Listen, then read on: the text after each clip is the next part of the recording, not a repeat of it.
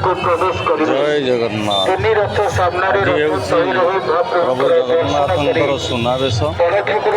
ସୁନାବେଶ ଦେଖିବା ପାଇଁ ଭକ୍ତମାନଙ୍କର ଭିଡ଼ ବଡ଼ଦାଣ୍ଡରେ ଦୃଶ୍ୟମାନ ହେଉଛି।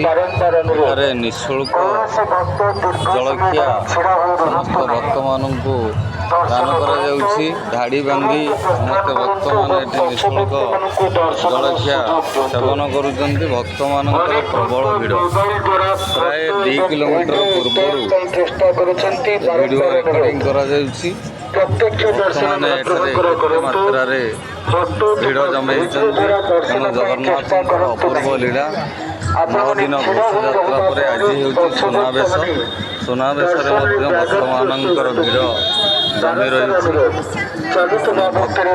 ଭଗବାନଙ୍କୁ ଦେଖିବା ଲାଗି ନିନ୍ୟବେଶ ନୟନରେ ଚାହିଁ ରହିଛି। ସୁନାବେଶ ଆରମ୍ଭ ହେଇନି, ପ୍ରାୟ 4ଟା ବେଳେ ସୁନାବେଶ ଆରମ୍ଭ ହେବ।